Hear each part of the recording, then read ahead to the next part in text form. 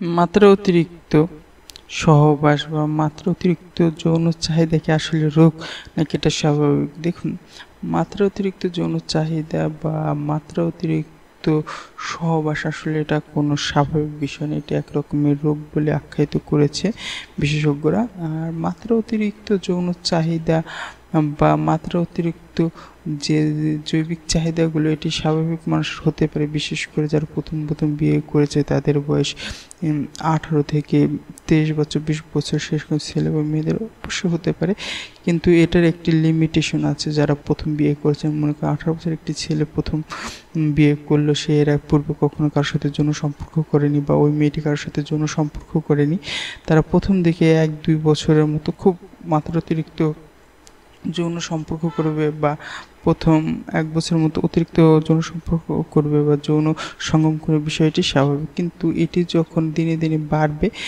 বাড়তে থাকে যদি, তাহলে এটা কিন্তু একটা মানসিক ব্যাধি হিসেবে জানা গেছে।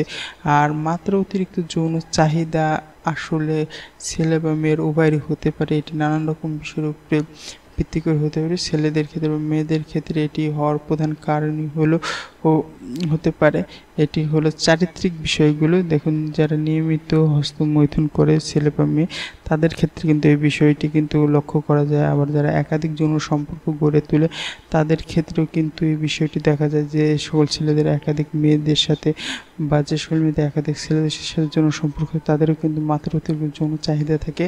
এক্ষেত্রে তাদের চারিত্রিকগত সমস্যা থাকে। যারা নিয়মিত পর্নোগ্রাফি দেখে, তাদেরও কিন্তু মাত্রা অতিরিক্ত যৌন চাহিদা থাকে। আবার অসুরক্ষিতভাবে যৌন জীবনযাপন করার ক্ষেত্রেও হয়ে থাকে। অনেকের ক্ষেত্রে সাইবার সেক্সুয়াল ফোন সেক্স বা ভিডিও কলের মাধ্যমে যে সেক্স করার যে বিষয়গুলো, এগুলো থাকার কারণে কিন্তু অনেকের ক্ষেত্রে মাত্রা অতিরিক্ত যৌন চাহিদা থেকে থাকে।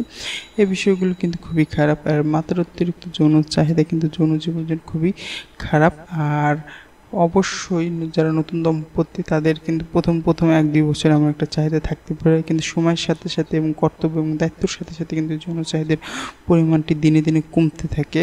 একটা পর্যায়ে কিন্তু সপ্তাহে 1 দিন বা মাসে 7 দিন এরকম হতে হবে, এটাই স্বাভাবিক।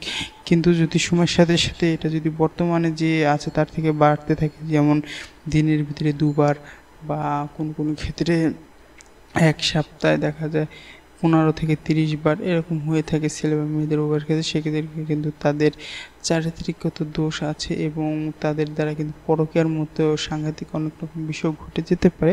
সো এই ক্ষেত্রে কিন্তু অবশ্যই বিশেষজ্ঞ ডাক্তারের পরামর্শ গ্রহণ করা উচিত।